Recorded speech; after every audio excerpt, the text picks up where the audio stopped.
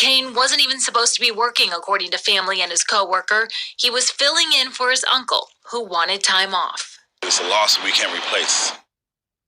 Welcome to Advancing Security. Security news is what we're doing today. I'm going to be highlighting a death of a security guard that happened in a motel a few weeks ago. FYI, I am not a reporter. I am very new at, reacting to news and things like that. So please forgive me if I'm not that professional. The purpose of these videos is to highlight the dangers of the job. One of the problems we have as security guards is coming into the field, we are not given the truth about the job. And it's because we don't want to be discouraged from being security guards, and we want to keep the wages as low as possible. Not us as employees, but the employers and the clients. Because if you find out you're getting paid minimum wage for a semi-dangerous job, you might not want to do it, right?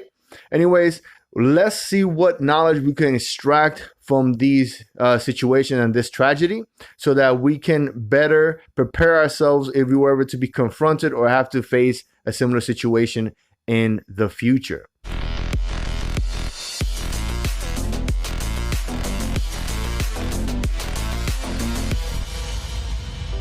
Portion of the video out of respect for the victim's family. At the start of the video, you can see the shooter setting up the camera, then showing his gun before aiming it at the guard and pulling the trigger multiple times. The shooter has been identified. This video was actually circulating on our security guard Reddit. You can just look us up.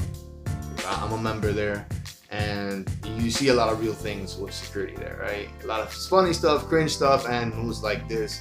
And there's a small community of us, about 5,000 strong, and we share information like this. So this guy, what he did, he set up the guard and he ambushed him. How did he do that? He was playing his music loud enough for it to be a complaint, right? And that a guard had to react to it while he was showcasing his arm, right, his firearm on Snapchat.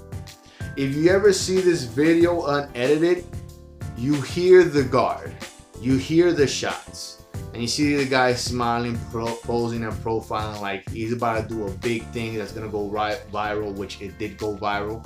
And it's very unfortunate. As 21-year-old Jacob Jarowski, the man he shot and killed, was 38-year-old John Cain.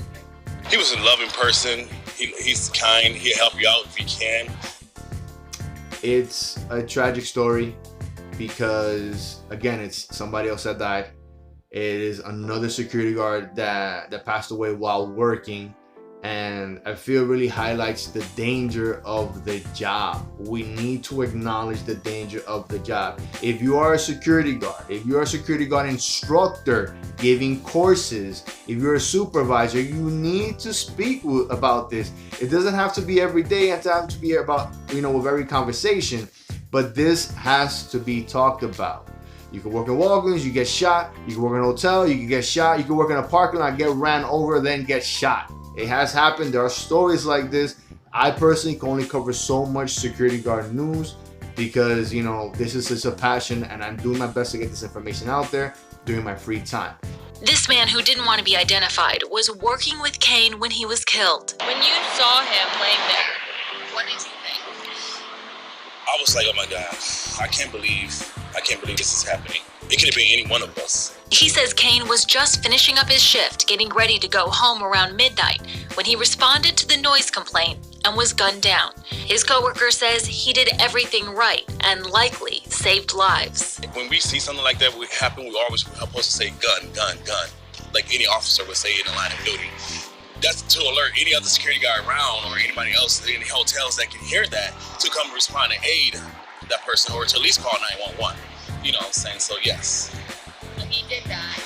Yes, he did. And by the time he did that, the next door neighbors that was next door to that room actually heard it, and a bullet actually went through their wall. Seconds of killing her as she lay down in the bed. Cain wasn't even supposed to be working, according to family and his co-worker. He was filling in for his uncle, who wanted time off. It's a loss we can't replace. Now, I don't know what the type of SOPs they got, and I'm pissed off, another guard died.